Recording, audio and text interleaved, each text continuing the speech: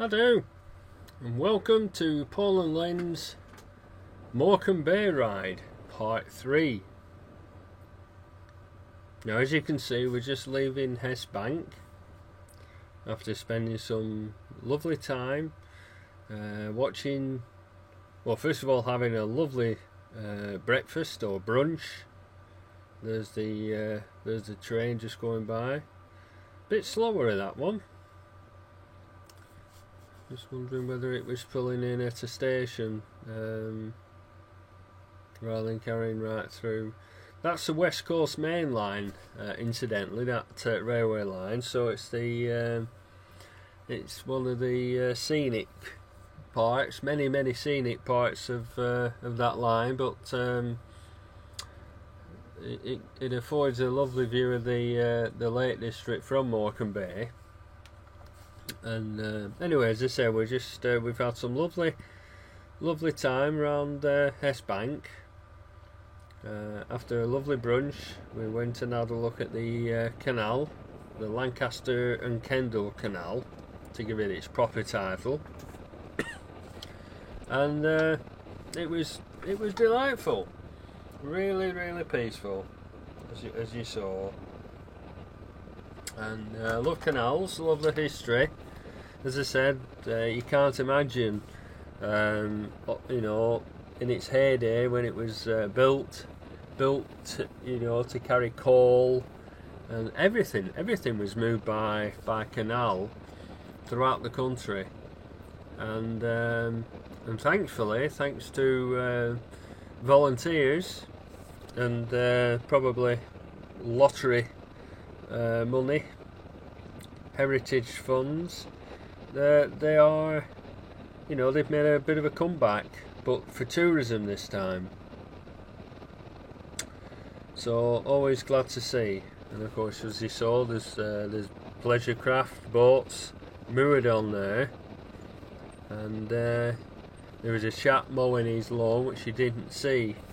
There is a story behind that, why you didn't see it, but anyway, I'll say no more. So, as I said, we're heading now on the 5105 towards Morecambe. Just a short video, this one. Literally just from Hess Bank to Morecambe through Bare. That's B-A-R-E. Bare, or Burr, as we Lancastrians say it. And so we're heading for Morecambe. Now, Morecambe is famous for many things. I think what's she called, the actress on Lass's Summer Wine, she came from Morecambe. Oh, name escapes me. Many did come to me, but the most famous person that comes from Morecambe was Eric Morecambe. Now, Eric Morecambe in the 1940s met Ernie Wise, or Ernest Wiseman, and Eric Bartholomew as he was then. They met in the doing the stage shows that they had in the 40s, working the trade. And thankfully, they did meet up, and like Laurel and Hardy, formed an absolute priceless comedy double act. If anybody's not heard of Morecambe and Wise, any of my viewers, I would certainly look them up, because Eric and Ernie, traditionally, I would say English humour.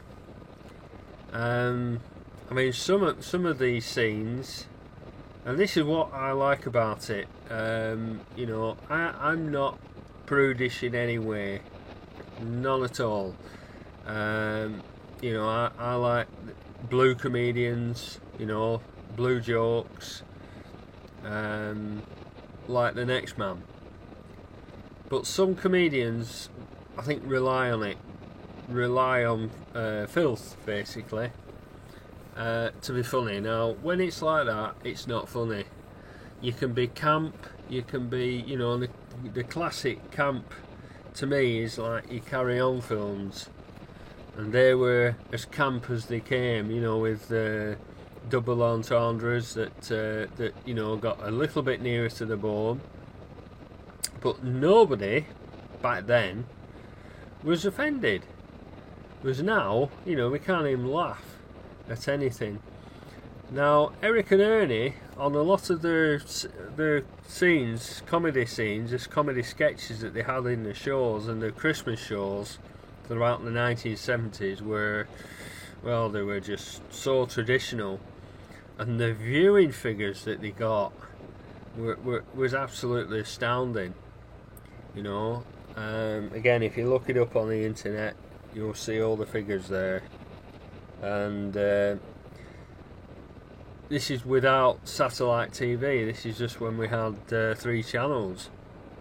You know, 3 channels. Who you know, just who can credit that? But that's all we needed.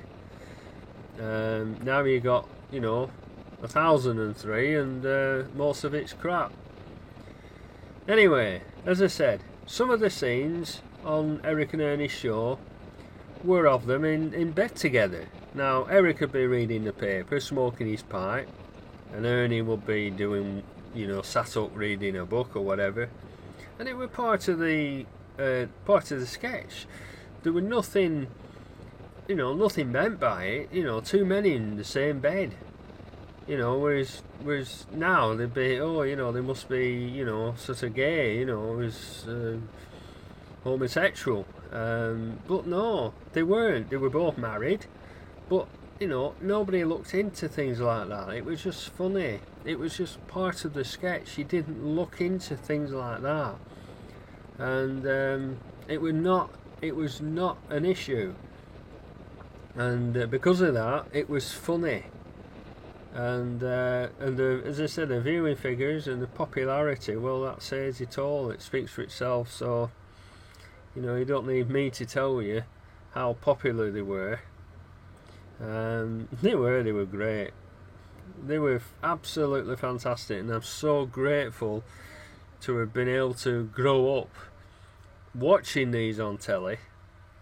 And I'd certainly have a look on YouTube. There'll be loads of stuff of Morecambe and Wise. And yeah, so Eric was from Morecambe, as I said, Eric Bartholomew. You'll see his statue on the Capcom section, which is part 4, which is coming up next. And Ernie Wise, he was from Leeds in West Yorkshire. And as I said, Ernie was was like your what do you call him? Eric was the main driver of the comedy team, but Eric was the stooge. I think that's the correct term. Sorry, Ernie was the stooge. But they wouldn't work without each other. And Eric sadly died of a heart attack, actually on stage, or behind the scenes, I think it was, in 1984. He'd had heart trouble in the 70s. I think it first came to prominence, and then he had an operation and came back. You know, basically, I mean, his workload was absolutely phenomenal. You know, if you read his story, and he just overdid it, and as I say, sadly he died. So Ernie died, I think, in 95, I think it was.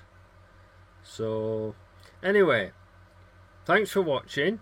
Look out for Capcom Part 4. See you soon. Bye for now.